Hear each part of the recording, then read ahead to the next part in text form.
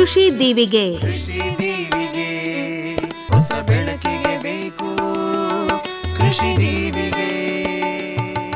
ಸಂಶೋಧನಾ ಸಂಸ್ಥೆಯೊಂದಿಗೆ ಕೃಷಿ ಕಲಿಕೆ ಕುರಿತ ಬಾನುಲಿ ಸರಣಿ. ಮಣ್ಣು ಬೀಜ ಬೆಳೆ ಸೂಕ್ಷ್ಮವಾಗಿ ತಿಳಿದು ರೋಗ ಕೀಟಗಳ ನಿಜ ಮರ್ಮವ ಅರಿತು ಸಂಶೋಧನಾ ಸಾರವ ಕೃಷಿಯಲ್ಲಿ ಮೇಳೈಸಲು ವಿಜ್ಞಾನಿ ತಂತ್ರಜ್ಞರ ಸಹಕಾರವು ಬೇಕು. ಕೇಳಿ ಕಾರ್ಯಕ್ರಮ ಕೃಷಿ ದೀವಿಗೆ. ಕೃಷಿ ದೀವಿಗೆ ಹೊಸ ಬೆಳಕಿಗೆ ಬೇಕು ಕೃಷಿ ದೀವಿಗೆ. ರೈತ ಬಾಂಧವರೇ, ಇಂದಿನ ಕೃಷಿ ದೀವಿಗೆ ಬಾನುಲಿ ಸರಣಿಯಲ್ಲಿ ಪರಿಸರ ಸ್ನೇಹಿ ಸಸ್ಯ ಸಂರಕ್ಷಣಾ ವಿಧಾನಗಳನ್ನು ಕುರಿತು ಕುಣಿಗಲ್ನ ಕೃಷಿ ಸಂಶೋಧನಾ ಕೇಂದ್ರದ ಕ್ಷೇತ್ರ ಅಧೀಕ್ಷಕರಾದ ಡಾಕ್ಟರ್ ಕೆಎಸ್ ಶ್ರೀನಿವಾಸ್ ಅವರೊಂದಿಗೆ ಸಂದರ್ಶನವಿದೆ. ಕೃಷಿ ದೀವಿಗೆ. ಕೃಷಿ ದೀವಿಗೆ ಹೊಸ ಬೆಳಕಿಗೆ ಬೇಕು ಕೃಷಿ ದೀವಿಗೆ. ಡಾಕ್ಟರ್ ಶ್ರೀನಿವಾಸ್ ಅವರೇ, ನಮಸ್ಕಾರ. ನಮಸ್ಕಾರ ಸರ್. ತಾವು ಇವತ್ತಿನ ದಿವಸ ಪರಿಸರ ಸ್ನೇಹಿ ಸಸ್ಯ ಸಂರಕ್ಷಣಾ ಕ್ರಮಗಳ ಬಗ್ಗೆ ವಿವರವಾಗಿ ಮಾಹಿತಿಯನ್ನು ನೀಡಬೇಕು. ಅಲ್ಲದೆ ಕುಣಿಗಲ್ನ ಕೃಷಿ ಸಂಶೋಧನಾ ಕೇಂದ್ರದ ಚಟುವಟಿಕೆಗಳು ಏನೇನು ಮಾಡ್ತೀರಾ ಅದರ ಬಗ್ಗೆ ಮಾಹಿತಿಯನ್ನು ನೀಡಬೇಕು. ಮೊದಲಿಗೆ ನಿಮ್ಮ ಕೇಂದ್ರದಿಂದಲೇ ಶುರು ಮಾಡಿ ಸರ್. ಖಂಡಿತ ಸರ್. ಕೃಷಿ ಸಂಶೋಧನಾ ಕೇಂದ್ರ ಕುಣಿಗಲ್ ತುಮಕೂರು ಜಿಲ್ಲೆಯ ಕಳಸಿಪಾಳ್ಯ ಅನ್ನೋಂಥ ಗ್ರಾಮದಲ್ಲಿ ಇದೆ ಸರ್. ಕುಣಿಗಲ್ ತಾಲೂಕಿನಲ್ಲಿದೆ. ಈ ಕೃಷಿ ಸಂಶೋಧನಾ ಕೇಂದ್ರ ಕುಣಿಗಲ್ಲು ಕೃಷಿ ವಿಶ್ವವಿದ್ಯಾನಿಲಯ ಬೆಂಗಳೂರಿನ ಒಂದು ಅಂಗಸಂಸ್ಥೆ. 2014ರಲ್ಲಿ ಈ ಕೃಷಿ ಸಂಶೋಧನಾ ಕೇಂದ್ರವನ್ನು ರಾಷ್ಟ್ರೀಯ ಕೃಷಿ ವಿಕಾಸ ಯೋಜನೆಯಲ್ಲಿ ಪ್ರಾರಂಭವನ್ನು ಮಾಡಿದ್ದು. ಈ ಕೇಂದ್ರದ ಪ್ರಮುಖ ಚಟುವಟಿಕೆಗಳು ಇದು ಮೇವು ಬೆಳೆ ಸಂಶೋಧನಾ ಕೇಂದ್ರವಾಗಿ ಪ್ರಾರಂಭವಾಗಿರ್ತಕ್ಕಂಥದ್ದು. ಸೊ ಈ ಒಂದು ಕೇಂದ್ರದಲ್ಲಿ ನಾವು ಈಗಾಗಲೇ ಸುಮಾರು 33 ವಿವಿಧ ತಳಿಯ ಮೇವಿನ ಬೆಳೆಗಳನ್ನು ಪ್ರಾತ್ಯಕ್ಷಿಕೆ ಮಾಡೋವಂಥದ್ದು, ರೈತರಿಗೆ ಅದರ ಬೀಜಗಳಿರ್ಬೋದು, ಬೇರಿನ ತುಂಡಗಳಿರ್ಬೋದು, ಮತ್ತು ಇವುಗಳನ್ನು ನಾವು ಕೊಡ್ತಕ್ಕಂಥ ಒಂದು ಕಾರ್ಯಕ್ರಮವನ್ನು ಮಾಡೋವಂಥದ್ದು. ಸೊ ಮೇವು ಮತ್ತು ಮೇವಿನ ಬೆಳೆಗಳಿಗೆ ಸಂಬಂಧಿಸಿದಂಥ ಸಂಶೋಧನೆಯನ್ನು ಸಹ ಇಲ್ಲಿ ಕೈಗೊಳ್ಳುವಂಥದ್ದು ಒಂದು ಪ್ರಮುಖ ಕಾರ್ಯೋದ್ದೇಶ ಸರ್ ಆ ಒಂದು ಕೇಂದ್ರದಲ್ಲಿ. ನಂತರ ಈ ಒಂದು ಕೃಷಿ ಸಂಶೋಧನಾ ಕೇಂದ್ರಕ್ಕೆ ಕೃಷಿ ವಲಯ 6 ಸಂಬಂಧಪಟ್ಟ, ಅದರಲ್ಲೂ ಸಹ ದಕ್ಷಿಣ ಒಣ ವಲಯ ತುಮಕೂರು ಜಿಲ್ಲೆಯ ಕುಣಿಗಲ್ ಇರ್ಬೋದು, ತುರುವೇಕೆರೆ ಇರ್ಬೋದು, ತಿಪ್ಟೂರು ಈ ಭಾಗಕ್ಕೆ ಸಂಬಂಧಪಟ್ಟಂಥ ಕೃಷಿಗೆ ಸಂಬಂಧಿಸಿದ ಯಾವುದೇ ಸಮಸ್ಯೆಗಳಿದ್ದಂಥ ಅದಕ್ಕೆ ಸಂಬಂಧಪಟ್ಟ ತಳಿ ಮತ್ತು ತಂತ್ರಜ್ಞಾನಗಳನ್ನು ಒಂದು ಸಂಶೋಧನೆ ಮಾಡೋಂಥ ಒಂದು ಕಾರ್ಯಕ್ರಮವನ್ನು ಈ ಕೇಂದ್ರದಲ್ಲಿ ನಾವು ಮಾಡ್ತಾ ಇರೋದು. ಯಾವ್ಯಾವ ಮೇವಿನ ಬೆಳೆಗಳ ಬಗ್ಗೆ ತಾವು ಕೆಲಸ ಮಾಡ್ತಾ ಇದ್ದೀರಿ ಸರ್? ಇಲ್ಲಿ ನಮ್ಮಲ್ಲಿ ಪ್ರಮುಖವಾಗಿ ಮೇವಿನ ಬೆಳೆಗಳು ವಾರ್ಷಿಕ, ಬಹುವಾರ್ಷಿಕ ಮೇವು, ಅದರಲ್ಲೂ ನೇಪಿಯರ್ ಅನ್ನೋಂಥದ್ದು ಬಾಜ್ರಾ ಮತ್ತು ನೇಪಿಯರ್ ಹೈಬ್ರಿಡ್ ಇದೆ. ಆ ಒಂದು ನೇಪಿಯರ್ ಹೈಬ್ರಿಡಲ್ಲಿ ಸುಮಾರು 15 ವಿವಿಧ ಜಾತಿಯ ನೇಪಿಯರ್ ಅಂದರೆ ವೆರೈಟಿಗಳು, ಅದರಲ್ಲೇ ನೇಪಿಯರ್ ವೆರೈಟಿಗಳನ್ನು ನಮ್ಮಲ್ಲಿ ಸಂರಕ್ಷಣೆ ಮಾಡಿದ್ವಿ. ಅದರಲ್ಲಿ ಉದಾಹರಣೆ ಕೋ ಸಿರೀಸ್, ಕೋ 1, ಕೋ 3 ಇರ್ಬೋದು, ಕೋ 4 ಇರ್ಬೋದು, ಕೋ 5 ಇದೆ, PBN 342 ಅನ್ನೋಂಥದ್ದು ಇದೆ, NB21 ಅನ್ನೋಂಥದ್ದು ಇದೆ. ಸೊ ಹೀಗೆ 15 ಸುಮಾರು ವೆರೈಟಿಗಳನ್ನು ನಾವು, ಮತ್ತು ಇತ್ತೀಚೆಗೆ ಬರತಕ್ಕಂಥ ಹೊಸದ ಸೂಪರ್ ನೇಪಿಯರ್ ಇರ್ಬೋದು, ರೈತರು ಕೇಳ್ತಕ್ಕಂಥ ಆಸ್ಟ್ರೇಲಿಯನ್ ಪರ್ಪಲ್ ನೇಪಿಯರ್ ಇರ್ಬೋದು, ಇವುಗಳನ್ನು ನಮ್ಮಲ್ಲಿ ನಾವು ಬೆಳೀತಾ ಇದ್ದೀವಿ. ಅದಕ್ಕೆ ಸಂಬಂಧಪಟ್ಟಂಥ ಬೇರುಗಳನ್ನು ನಾವು ರೈತರಿಗೆ ತಕ್ಕೊಡೋಂಥದ್ದು. ಮತ್ತು ಅದೇ ನಂತರ ಬಹು ಕಟಾವು ಮೇವಿನ ಜೋಳ, ಇವಾಗೆಲ್ಲ ಎಲ್ಲ ಕಡೆ COFS 29 ಇರ್ಬೋದು, 31 ಇದು ಈ ಒಂದು ಬೀಜವನ್ನು ಸಹ ಅಂದರೆ ಬೆಳೆಯನ್ನು ಸಹ ನಾವು ಇಲ್ಲಿ ಬೆಳೆದಿದ್ವಿ. ಸುಮಾರು 5 ಎಕರೆನಲ್ಲಿ ಈ ಬೆಳೆಯನ್ನು ಬೆಳೆದು ಬೀಜಗಳನ್ನು ಸಹ ರೈತರಿಗೆ ಕೊಡ್ತಕ್ಕಂಥ ಒಂದು ಕಾರ್ಯವನ್ನು ನಾವು ಮಾಡ್ತೀವಿ. ಅದ್ರ ಜೊತೆಗೆ ಸೊ ಇತರೆ ಮೇವಿನ ಬೆಳೆಗಳು, ಕುರಿ ಮತ್ತು ಮೇಕೆಗೆ ಸಂಬಂಧಪಟ್ಟಂಥ ಮೇವಿನ ಬೆಳೆಗಳಿರ್ಬೋದು, ಸೊ ಅವುಗಳನ್ನು ಸಹ ಮಾಡೋದು. ಬಹುವಾರ್ಷಿಕ ಮೇವಿನ ಬೆಳೆಗಳು ಅಗಸೆ ಇರ್ಬೋದು, ನುಗ್ಗೆ ಇರ್ಬೋದು, ಸೊ ಚಾಯ ಅನ್ನೋಂಥದ್ದು. ಸೊ ಹೀಗೆ ಎಲ್ಲ ಮೇವಿನ ಬೆಳೆಗಳೇನಿದಾವೆ ಅವುಗಳನ್ನು ನಮ್ಮಲ್ಲಿ ಮಾಡೋವಂಥದ್ದು ಪ್ರಮುಖ ಕೆಲಸ. ಅದ್ರ ಜೊತೆಗೆ ಬೀಜೋತ್ಪಾದನೆಯನ್ನು ಕೈಗೊಳ್ತೀವಿ ಸರ್. ನಮ್ಮಲ್ಲಿ ತೊಗರಿ, ಸೋಯಾ, ಅವರೆ, ರಾಗಿ ಮತ್ತು ಇತರೆ ದ್ವಿದಳ ಧಾನ್ಯಗಳಿರ್ಬೋದು, ವಾರ್ಷಿಕ ಬೆಳೆಗಳನ್ನು ನಮ್ಮ ಕೃಷಿ ವಿಶ್ವವಿದ್ಯಾಲಯದಿಂದ ಕೊಡ್ತಕ್ಕಂಥ ಬೆಳೆಗಳ ಬೀಜೋತ್ಪಾದನೆಯನ್ನು ಮಾಡೋವಂಥದ್ದು ಮತ್ತೊಂದು ಕೆಲಸ. ಅದೇ ರೀತಿ ನಮ್ಮಲ್ಲೂ ಬೀಜ ಸಂಸ್ಕರಣಾ ಘಟಕ ಇದೆ. ರೈತರ ಸಹಭಾಗಿತ್ವದಲ್ಲಿ ರಾಗಿ MR6 ತಳಿಯ ಬೀಜೋತ್ಪಾದನೆಯನ್ನು ಸಹ ನಾವು ಮಾಡ್ತಿರೋದು. ಮತ್ತು ಸಮಗ್ರ ಕೃಷಿಗೆ ಸಂಬಂಧಪಟ್ಟಂಥ ಎಲ್ಲ ಪ್ರಾತ್ಯಕ್ಷಿಕ ತಾಕುಗಳಿದೆ. ನಮ್ಮಲ್ಲೂ ಸಹ ಅಡಿಕೆ ಇರ್ಬೋದು, ತೆಂಗು, ಬಾಲಾಜಿ ನಿಂಬೆ ತಳಿ, ನುಗ್ಗೆ, ಅಗಸೆ ಹೀಗೆ ಸಸಿಗಳನ್ನು ಮಾಡಿ ರೈತರಿಗೆ ಕೊಡ್ತಕ್ಕಂಥ ಕೆಲಸ. ನಮ್ಮಲ್ಲೂ ಒಂದು ಕುರಿ ಸಾಕಾಣಿಕೆ ಘಟಕ ಇದೆ. ನಮ್ಮಲ್ಲಿ ಬನ್ನೂರು ಕುರಿ ಇದ್ದಾವೆ ಮತ್ತು ತಲಿಚೇರಿ ಮೇಕೆ ಇದೆ. ಅದೇ ರೀತಿ ಹೈನುಗಾರಿಕಾ ಘಟಕ ಇದೆ. ಸೊ ಬಯೋಡೈಜೆಸ್ಟರ್ ಘಟಕ ಇದೆ, ಎರೆಹುಳು ಘಟಕ ಇದೆ.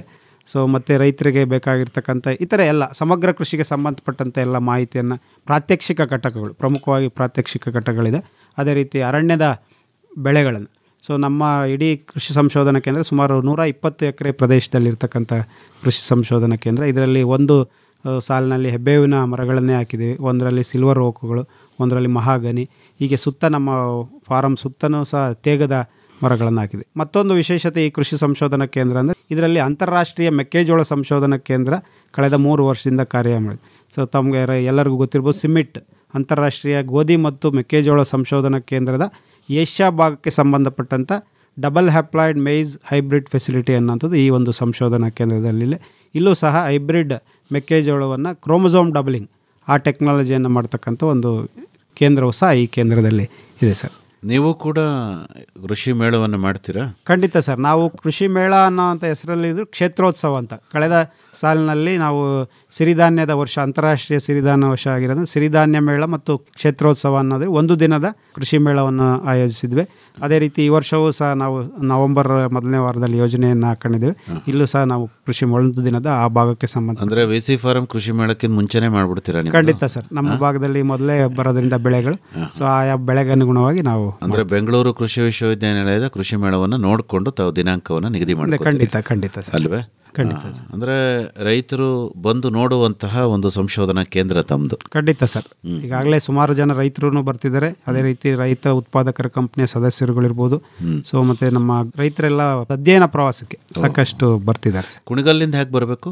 ಕುಣಿಗಲ್ಲಿಂದ ಕೊತ್ಗೆರೆ, ತುಮಕೂರು ರೋಡಲ್ಲಿ ಕೊತ್ಗೆರೆ, ಅಲ್ಲಿಂದ 7 ಕಿಲೋಮೀಟರ್ ಆಗುತ್ತೆ. ಜಾಣಗೆರೆ, ಹೊಸಳ್ಳಿ, ಜಾಣಗೆರೆ, ಕಳಸಿಪಾಳ್ಯ ಅಂತ ಅಲ್ಲಿ ಇದೆ ಸರ್. ಅದು ತೋಟಗಾರಿಕಾ ರಂಗಸ್ವಾಮಿ ಗುಡ್ಡ ಕಾವಲ್ ಅಂತ, ಶ್ರೀ ರಂಗಸ್ವಾಮಿ ಗುಡ್ಡ, ಬೆಟ್ಟದ ರಂಗನಾಥ ಸ್ವಾಮಿ ದೇವಸ್ಥಾನ ಕುಣಿಗಲ್ಲೇ ಅದರ ತಪ್ಪಲಿನಲ್ಲಿ ಇರ್ತಕ್ಕಂಥದ್ದು. ಶ್ರೀನಿವಾಸ್ ಅವರೇ, ಈಗ ಪರಿಸರ ಸ್ನೇಹಿ ಸಸ್ಯ ಸಂರಕ್ಷಣಾ ಕ್ರಮಗಳ ಬಗ್ಗೆ ವಿವರವಾಗಿ ಮಾಹಿತಿಯನ್ನು ನೀಡಿ. ಖಂಡಿತ ಸರ್. ಪರಿಸರ ಸ್ನೇಹಿ ಸಸ್ಯ ಸಂರಕ್ಷಣಾ ಕ್ರಮಗಳು, ರೈತ ಬಾಂಧವರೇ ತಾವೆಲ್ಲ ಗೊತ್ತಿರ್ಬೋದು, ಕೃಷಿ ಅಂತ ಬಂದಾಗ ಕೃಷಿಯನ್ನು ಮಾಡೋದರಲ್ಲಿ ಅನೇಕ ತೊಡಕುಗಳನ್ನು ನಾವು ಕಾಣ್ತೀವಿ. ಅದರಲ್ಲೂ ರೈತರಿಗೆ ಕೃಷಿಯಲ್ಲಿ ಬಂದಂಥ ಸಮಸ್ಯೆಗಳೆಲ್ಲಂತ ಬಂದಾಗ ಕೆಲವೊಂದು ಸಂದರ್ಭದಲ್ಲಿ ಬೀಜದ ಇರ್ಬೋದು, ನೀರು ಇರ್ಬೋದು, ಇತರೆ ಸಮಸ್ಯೆಗಳನ್ನು ನೋಡಿದಾಗ ಪ್ರಮುಖವಾಗಿ ರೈತರು ಕಷ್ಟಪಡ್ತಕ್ಕಂಥದ್ದಂದರೆ ಗುರುತಿಸೋಕ್ಕೆ ಆಗದೇ ಇರತಕ್ಕಂಥ ಸಮಸ್ಯೆಗಳಲ್ಲಿ ಬೆಳೆಗಳಿಗೆ ಪೀಡೆಗಳು ಬಂದಾಗ, ಅದರಲ್ಲಿ ನಾವು ಪೀಡೆಗಳು ಅಂತ ಬಂದಾಗ ಕೃಷಿಯಲ್ಲಿ ಬರ್ತಕ್ಕಂಥ ಕೀಟಗಳ ಸಮಸ್ಯೆಗಳಿರ್ಬೋದು, ರೋಗದ ಸಮಸ್ಯೆಗಳಿರ್ಬೋದು ಮತ್ತು ಕಳೆಯ ಸಮಸ್ಯೆ, ಈ ಮೂರನ್ನು ನಾವು ಪೀಡೆಗಳು ಅಂತ ಕರಿತೀವಿ. ಸೊ ಪೆಸ್ಟ್ ಅಂತ ನಾವು ಏನು ಹೇಳ್ತೀವಿ, ಆ ಪೆಸ್ಟ್ ಈ ಒಂದು ಪೀಡೆಗಳ ನಿರ್ವಹಣೆ, ಅದರಲ್ಲೂ ಸಹ ಕೀಟಗಳ ನಿರ್ವಹಣೆ, ರೋಗಗಳ ನಿರ್ವಹಣೆ ಮತ್ತು ಕಳೆಗಳ ನಿರ್ವಹಣೆಗೆ ತಮಗೆಲ್ಲ ಗೊತ್ತಿದೆ, ಈಗಾಗಲೇ ನಾವು ಅನೇಕ ವಿಧಾನಗಳನ್ನು ಅನುಸರಿಸ್ತೀವಿ. ಆದರೆ ಎಲ್ಲ ವಿಧಾನಗಳಲ್ಲಿ ನಾವು ಸಮಗ್ರ ಪೀಡೆ ನಿರ್ವಹಣಾ ವಿಧಾನಗಳಂತ ಹೇಳಿದರೂ ಸಹ ರೈತರು ಎಲ್ಲೋ ಒಂದು ಹಂತದಲ್ಲಿ ಹೆಚ್ಚಾಗಿ ಬಳಸ್ತಕ್ಕಂಥದ್ದು ಈ ಒಂದು ರಾಸಾಯನಿಕಗಳನ್ನು ಬಳಸಿ, ಅಂದರೆ ಪೀಡನಾಶಕಗಳನ್ನು ಬಳಸಿ ಕೀಟ ಮತ್ತು ರೋಗಗಳನ್ನು ನಿರ್ವಹಣೆ ಮಾಡೋದು ಆಗಿರ್ತಕ್ಕಂಥ. ಸೊ ನಮ್ಮ ದೇಶದಲ್ಲಿ ನೋಡಿದಾಗ ನಾವು ಪರಿಸರ ಸ್ನೇಹಿ ಸಸ್ಯ ಸಂರಕ್ಷಣೆ ಅಂದರೆ ಮೊದಲೆಲ್ಲ ನಾವು ಸಮಗ್ರ ಪೀಡೆ ನಿರ್ವಹಣಾ ಕ್ರಮಗಳನ್ನು ಅನುಸರಿಸುವಂಥ ಸಂದರ್ಭಗಳಲ್ಲಿ ಹೇಳ್ತಿದ್ದಂಥದ್ದು ಈ ಒಂದು ಹಸಿರು ಕ್ರಾಂತಿಯಲ್ಲಿ ನಾವು ಬಂದಾಗ ಹೊಸ ಹೊಸ ತಳಿಗಳನ್ನು, ತಂತ್ರಜ್ಞಾನಗಳನ್ನು, ರಸಗೊಬ್ಬರಗಳನ್ನು, ಪೀಡನಾಶಕಗಳನ್ನು ಬಳಸಿದ್ರು ಸಹ ಅವುಗಳನ್ನು ರೈತರು ವಿವೇಚನರಹಿತವಾಗಿ ಬಳಸೋದ್ರಿಂದ ಇವತ್ತೇನಾಗಿದೆ, ನಮಗೆ ಎಲ್ಲೂ ನೋಡಿದ್ರು ಸಹ ಈ ಒಂದು ಪೀಡನಾಶಕಗಳ ಮತ್ತು ರಾಸಾಯನಿಕಗಳ ತೊಂದರೆ ಹೆಚ್ಚು ಕಾಣ್ತಿದ್ವಿ. ಅವುಗಳ ಉಳಿಕೆಗಳು ನಮ್ಮ ಆಹಾರದಲ್ಲಿ ಇದೆ, ವಾತಾವರಣ ಗಾಳಿನಲ್ಲಿ ಉಳಿಕೆಯಾಗಿದೆ, ನೀರಿನಲ್ಲಿ ಉಳಿಕೆಯಾಗಿದೆ ಮತ್ತು ಎಲ್ಲ ನಮ್ಮ ಸಂಪನ್ಮೂಲಗಳಲ್ಲಿ ಉಳಿಕೆ ಆಗಿರೋದ್ರಿಂದ ಇವತ್ತು ಎಲ್ಲೋ ಒಂದು ಹಂತದಲ್ಲಿ ಈ ಪೀಡೆಗಳನ್ನು ನಮಗೆ ಎಷ್ಟು ಉಪಯೋಗ ಆಗುತ್ತೋ ಅಷ್ಟೇ ತೊಂದರೆಯನ್ನು ಕೊಡ್ತಾವೆ. ಅಂಥ ಸಂದರ್ಭಗಳಲ್ಲಿ ಸಾಧ್ಯವಾದಷ್ಟು ಮಟ್ಟಿಗೆ ರಾಸಾಯನಿಕಗಳನ್ನು ಕಡಿಮೆ ಮಾಡಿಕೊಂಡು ಬೆಳೆಗಳಲ್ಲಿ ಬರ್ತಕ್ಕಂಥ ಕೀಟ ರೋಗಗಳನ್ನು ಇತರೆ ವಿಧಾನಗಳಿಂದ, ಅಂದರೆ ಪರಿಸರ ಸ್ನೇಹಿ ಆಗಿದೆ, eco friendly pest management practices ಅಂತ ನಾವೇನು ಹೇಳ್ತೀವಿ, ಅವುಗಳನ್ನು ಬಳಸ್ಕೊಂಡು ನಿರ್ವಹಣೆ, ಅಂದರೆ ಬೆಳೆಗಳಿಗೂ ತೊಂದರೆ ಆಗ್ಬೋದು, ಪರಿಸರಕ್ಕೂ ತೊಂದರೆ ಆಗಬಾರ್ದು ಮತ್ತು ಕೀಟದಿಂದ ಆಗ್ತಕ್ಕಂಥ ಹಾನಿಯನ್ನು ಸಹ ನಾವು ಕಡಿಮೆ ಮಾಡೋದ್ರಲ್ಲಿ ಕೆಲವೊಂದು ಪರಿಸರ ಸ್ನೇಹಿ ಸಸ್ಯ ಸಂರಕ್ಷಣಾ ಕ್ರಮಗಳನ್ನು ಅನುಸರಿಸಿದ್ದೇ ಆದರೆ ಬೆಳೆಗಳಲ್ಲಿ ಬಳಸ್ತಕ್ಕಂಥ ರಾಸಾಯನಿಕಗಳು, ಅದರಲ್ಲೂ ಸಹ ಪೀಡನಾಶಕಗಳು, ನಾವೇನು ಕೀಟನಾಶಕಗಳಂತ ಏನು ಹೇಳ್ತೀವಿ ಅಥವಾ ಶಿಲೀಂಧ್ರನಾಶಕಗಳನ್ನು ಕಡಿಮೆ ಮಾಡಿಕೊಂಡು ಬೆಳೆಗಳನ್ನು ಉತ್ಪಾದನೆಯನ್ನು ಮಾಡೋದರಲ್ಲಿ ಪ್ರಮುಖ ಪಾತ್ರವನ್ನು ವಹಿಸ್ತವೆ ಸರ್. ಸೊ ಅದರಲ್ಲಿ ಪ್ರಮುಖವಾಗಿ ನಾವು ಮೊದಲಿಂದನೂ ಸಹ ಮಾಡ್ಕೊಬಂದಿದ್ದಂಥ ಒಂದು ಕ್ರಮ, ಅದು ಇವಾಗಲೂ ಮಾಡ್ತಿದ್ದೀವಿ, ಬಟ್ ಕೆಲವೊಂದು ಸಂದರ್ಭದಲ್ಲಿ ಅದನ್ನು ಮರ್ತಿದ್ದೀವಿ. ಅಂಥ ಒಂದು ಪದ್ಧತಿ ಅಂದರೆ ಮಾಗಿ ಉಳುಮೆ ಮಾಡೋದು. ಅಂದರೆ ಆಳವಾಗಿ ಉಳುಮೆ ಮಾಡೋದ್ರಿಂದ ಕೆಲವೊಂದು ಕೀಟ ರೋಗ ಮತ್ತು ಕಳೆಗಳನ್ನು ನಾವು ನಿರ್ವಹಣೆ ಮಾಡೋದು. ಮೊದಲನೇ ಮಳೆ ಬಂದಂತಹ ಪೂರ್ವ ಮುಂಗಾರಿನಲ್ಲಿರ್ಬೋದು ಅಥವಾ ಮುಂಗಾರಿನಲ್ಲಿ ಮಳೆ ಬಂದಂಥ ಸಂದರ್ಭದಲ್ಲಿ ಆ ಮಳೆಯನ್ನು ನಾವು ಬಳಸ್ಕೊಂಡು ಆಳವಾಗಿ ಉಳುಮೆ ಮಾಡಿದ್ದೇ ಆದರೆ ಇಂದಿನ ವರ್ಷದ ಬೆಳೆಯಲ್ಲಿ ಏನು ಉಳಿದಿದ್ದಂಥ ಕೀಟದ ಮೊಟ್ಟೆ ಇರ್ಬೋದು, ಮರಿ ಹುಳುಗಳು, ಕೋಶಗಳು ಮತ್ತು ರೋಗದ ಪಳಿ ಉಳಿಕೆಗಳಂತ ನಾವು ಹೇಳ್ತೀವಿ ಅವುಗಳು ಮತ್ತು ಜಂತು ಹುಳುವಿನ ಮೊಟ್ಟೆ ಮರಿ ಹುಳುಗಳು ಇರ್ಬೋದು, ಕಳೆಯ ಬೀಜಗಳನ್ನು ನಾವು ಸೂರ್ಯನ ರಶ್ಮಿಗೆ ಹೊಡೆದಾಗ ಅವುಗಳನ್ನು ಸೂರ್ಯನ ರಶ್ಮಿಗೆ ಹೊಡೆದೇನಾಗುತ್ತೆ, ಸೊ ಅವು ಕೆಲವೊಂದು ನಾಶ ಆಗ್ತವೆ. ಆ ನಾಶವಾಗೋದ್ರಿಂದ ಮುಂದಿನ ಹಂತದಲ್ಲಿ ಬೆಳೀತಕ್ಕಂಥ ಬೆಳೆಗೆ ಇದರಿಂದ ಆಗ್ತಕ್ಕಂಥ ತೊಂದರೆಯನ್ನು ನಾವು ತಪ್ಪಿಸ್ಬೋದು. ಹಾಗಾಗಿ ರೈತ ಬಾಂಧವರೆಲ್ಲ ಎಷ್ಟು ಸಾಧ್ಯನೋ ಅಷ್ಟು ಸಾಧ್ಯವಾದಷ್ಟು ಆಳವಾಗಿ ಉಳುಮೆ ಮಾಡೋಂಥದ್ದು. ಅಂದರೆ ಬಿತ್ತನೆ ಮಾಡೋದಕ್ಕಿಂತ ಮೊದಲು 1 ಸಾರಿ ಅಥವಾ 2 ಸಾರಿ ಉಳುಮೆ ಮಾಡೋದ್ರಿಂದ ಏನಾಗುತ್ತೆ, ಈ ಒಂದು ಕೀಟಗಳ ಮೊಟ್ಟೆ ಮರಿ ಹುಳುಗಳು ಅಥವಾ ಕೋಶಗಳಂತೇನು ಹೇಳ್ತೀವಿ ಅವುಗಳ ಉಳಿಕೆ ಕಡಿಮೆ ಆಗಿ ನಮಗೆ ಈ ಕೀಟಗಳಿಂದ ಆಗ್ತಕ್ಕಂಥ ತೊಂದರೆಯನ್ನು ತಪ್ಪಿಸ್ಬೋದು. ಅದನ್ನು ಮಾಡೋವಂಥದ್ದು ಒಂದು ವಿಧಾನ ಸರ್. ಎರಡನೇದು ಬೆಳೆ ಪದ್ಧತಿಗಳನ್ನು ನಾವು ಅನುಸರಿಸೋದು. ಸೊ ನಾವೆಲ್ಲ ಮೊದಲೆಲ್ಲ ಸಹ ಬೆಳೆ ಪದ್ಧತಿಗಳನ್ನು ಮಾಡ್ತಾಯಿದ್ವಿ. ಇವಾಗೆಲ್ಲ ಆದಷ್ಟು ನಮಗೇನಾಗುತ್ತೆ, ಕೂಲಿ ಕಾರ್ಮಿಕರ ಸಮಸ್ಯೆಯಿಂದ ಇದು ಯಾಂತ್ರೀಕರಣಕ್ಕೆ ಹೋಗೋವಂಥ ಸಂದರ್ಭದಲ್ಲಿ ಏನಾಗುತ್ತೆ, ಈ ಅಕ್ಕಡಿ ಬೆಳೆಗಳಿರ್ಬೋದು, ಬೆಳೆ ಪದ್ಧತಿಗಳನ್ನು ನಾವು ತಪ್ಪಿಸ್ತಾ ಇದ್ವಿ. ಸೊ ಅವುಗಳಲ್ಲಿ ಒಂದು ಬೆಳೆ ಪದ್ಧತಿ ಇನ್ನೊಂದು ಬೆಳೆ ಪದ್ಧತಿ ಅನುಕೂಲ ಆಗ್ತಿತ್ತು. ಉದಾಹರಣೆಗೆ ನಾವು ಅಂತರ ಬೆಳೆಗಳನ್ನು ಮಾಡೋವಂಥ ಸಂದರ್ಭಗಳಲ್ಲಿ, ಉದಾಹರಣೆ ನಾವು ಏಕದಳವನ್ನು ದ್ವಿದಳ ಧಾನ್ಯವನ್ನು ಅಂತರ ಬೆಳೆಯಾಗಿ ಮಾಡೋದಂಥದ್ರಲ್ಲಿ ಒಂದು ಬೆಳೆಗೆ ಬರೋವಂಥ ಕೀಟ ಮತ್ತೊಂದು ಬೆಳೆಗೆ ಬರೋದಿಲ್ಲ. ಸೊ ಅಂಥ ಮೊದಲೇ ನಾವು ಹಳದಿ ಬಣ್ಣದ ಅದು ಹುಚ್ಚೆಳ್ಳಿರ್ಬೋದು, ಎಳ್ಳಿರ್ಬೋದು, ಹುಚ್ಚೆಳ್ಳು ಅಥವಾ ನಮ್ಮ ಚೆಂಡು ಹೂವಿನ ಅವುಗಳನ್ನು ಅಂತರ ಬೆಳೆಯಾಗಿ ನಾವು ಮಾಡೋದ್ರಿಂದ ಆಗುತ್ತೆ ಕೀಟಗಳ ಆಕರ್ಷಣೆಯಾಗಿ ಅಂಥ ಒಂದು ಸಂದರ್ಭದಲ್ಲಿ ಆ ಕೀಟದ ಮೊಟ್ಟೆ ಮರಿ ಹುಳುಗಳು ಮುಖ್ಯ ಬೆಳೆಗೆ ಬರದೇ ಇರೋದ್ರಿಂದ ನಮಗೆ ಯಾವುದು ಚೆಂಡು ಹೂವು ಅಥವಾ ಇತರೆ ಬೆಳೆಗಳಿಗೆ ಬರೋದ್ರಿಂದ ಅವುಗಳನ್ನಾಗುತ್ತೆ. ಅದನ್ನು ಮಾಡೋವಂಥದ್ದು ಅಂದರೆ ಸರಿಯಾದ ಸಮಯಕ್ಕೆ ಬಿತ್ತನೆಯನ್ನು ಮಾಡೋವಂಥದ್ದು. ಸೊ ಉದಾಹರಣೆಗೆ ಮೆಕ್ಕೆಜೋಳವನ್ನು ನಾವು ನೋಡಿದಾಗ ಆಗಸ್ಟ್ಗಿನ್ನ ಮೊದಲೇ ನಾವು ಬಿತ್ತನೆ ಮಾಡಿದಾಗ ಮುಂದೆ ಕೇದಿಗೆ ರೋಗ ಬರೋವಂಥದ್ದು ನಾವು ತಪ್ಪಿಸ್ಬೋದು. ಅಂದರೆ ಬೆಳೆ ಪದ್ಧತಿಯನ್ನು ನಾವು ಮಾಡೋವಂಥ ಪದ್ಧತಿಯಲ್ಲಿ. ಅದೇ ರೀತಿ ಭತ್ತದಲ್ಲಿ ಸಾಲು ನಾಟಿಯನ್ನು ನಾವು ಮಾಡೋದ್ರಿಂದ ಏನಾಗುತ್ತೆ, ಭತ್ತದಲ್ಲಿ ಬರ್ತಕ್ಕಂಥ ಕಂದುಜಿಗಿ ಇಳ್ಬೋದು, ಕಾಂಡ ಕೊರಕಗಳನ್ನು ನಾವು ಅಂದರೆ ಸಾಲಿನಿಂದ ಸಾಲಿಗೆ ಅಂತರವನ್ನು ಕೊಟ್ಟಾಗ ಅವಾಗೇನಾಗುತ್ತೆ, ಅದಕ್ಕೆ ಬೆಳೆ ಕೀಟಕ್ಕೆ ಬರೋವಂಥ ಕೀಟ ಅಂದರೆ ಕಾಂಡ ಕೊರಕ ಇರ್ಬೋದು ಅಥವಾ ಕಂದುಜಿಗಿ ಇಳ್ಬೋದು, ಅವುಗಳನ್ನು ನಾವು ತಪ್ಪಿಸ್ಬೋದು. ಅದನ್ನು ನಾವು ಅಲೆ ಕ್ರಾಪಿಂಗ್ ಅಥವಾ ಅಂತ ಹೇಳ್ತೀವಿ. 8 ಸಾಲು ಒಂದು ಬಿತ್ತನೆ ಮಾಡೋದು, 1 ಸಾಲು ಅಥವಾ 2 ಸಾಲು ತಪ್ಪಿಸಿ ನಾವು ನಾಟಿ ಮಾಡೋದ್ರಿಂದ ಏನಾಗುತ್ತೆ, ಬೆಳೆಯನ್ನು ನಾವು ಕೀಟಗಳಿಂದ ನಿರ್ವಹಣೆಯನ್ನು ಮಾಡ್ಬೋದು. ಮತ್ತು ಅದೇ ಥರ ನಾವೇನು ಮಾಡೋದು, ಬೆಳೆ ಪದ್ಧತಿಯಲ್ಲಿ ಉದಾಹರಣೆ ಭತ್ತದ ಹೊಟ್ಟಿನ ಬೂದಿ ಸಿಗುತ್ತೆ, ರೈಸ್ ಲ್ಯಾಶ್ ಅಂದರೆ ಭತ್ತದ ಹೊಟ್ಟನ್ನು ನಾವು ರೈಸ್ ಮಿಲ್ಲಲ್ಲಿ ಅಥವಾ ಇಟ್ಟಿಗೆ ಗೂಡಲ್ಲಿ ಸುಟ್ಟಿರ್ತಕ್ಕಂಥ ರೈಸ್ ಲ್ಯಾಶನ್ನು ಅಂದರೆ ಬೂದಿಯನ್ನು ನಾವು ಕೆಸರುಗದ್ದೆ ಮಾಡೋವಂಥ ಸಂದರ್ಭದಲ್ಲಿ ಎಕರೆಗೆ 800 kg ಅಂದರೆ ಸೊ ನಾವು ನಮ್ಮ ಹಾಕೋದ್ರಿಂದ ಉದಾಹರಣೆ ಅಪ್ ಟು 1 ಟನ್ವರೆಗೂ ಹಾಕೋದ್ರಿಂದ ಅದರಲ್ಲಿ ನಮಗೆ ಸಿಲಿಕಾನ್ ಅನ್ನೋಂಥ ಅಂಶ ಇರುತ್ತೆ. ಆ ಸಿಲಿಕಾನ್ ಅನ್ನೋ ಅಂಶ ನಮ್ಮ ಮಣ್ಣಿನಲ್ಲಿ ಸೇರಿಕೊಂಡಾಗ ಭತ್ತದಲ್ಲಿ ಬರ್ತಕ್ಕಂಥ ಬೆಂಕಿ ರೋಗ, ಸೊ ಪ್ರಮುಖವಾಗಿ ಭತ್ತದಲ್ಲಿ ಬರ್ತಕ್ಕಂಥ ಬೆಂಕಿ ರೋಗವನ್ನು ನಾವು ತಡೆಗಟ್ಬೋದು. ಸೊ ಈ ರೀತಿ ನಾವು ಮಾಡೋವಂಥದ್ದು. ಮತ್ತು ಸಮತೋಲನ ರಸಗೊಬ್ಬರಗಳನ್ನು ಬಳಸುವಂಥದ್ದು, ಮಣ್ಣಿನ ಫಲವತ್ತತೆಯನ್ನು ಹೆಚ್ಚಿಸಿ ಸಮತೋಲನ ರಸಗೊಬ್ಬರಗಳನ್ನು ಬಳಸೋದ್ರಿಂದ ಏನಾಗುತ್ತೆ, ಸೊ ಉದಾಹರಣೆಗೆ ರೈತರೆಲ್ಲ ಹಾಕೋವಂಥ ಸಂದರ್ಭದಲ್ಲಿ ಏನಾಗುತ್ತೆ, ಬರೀ ಯೂರಿಯಾಕ್ಕೆ ಜಾಸ್ತಿ ಮೊರೆ ಹೋಗುತ್ತೆ. ಅದ್ರ ಬದಲು ಸಾರಜನಕ, ರಂಜಕ, ಪೊಟ್ಯಾಷನ್ನು ಸಮತೋಲನವಾಗಿ ನಾವು ಬಳಸೋದ್ರಿಂದ ಕೀಟಗಳಿಗೆ ಪ್ರಮುಖವಾಗಿ ಬೇಕಾಗಿರೋಂಥದ್ದು ಪೊಟ್ಯಾಷ್.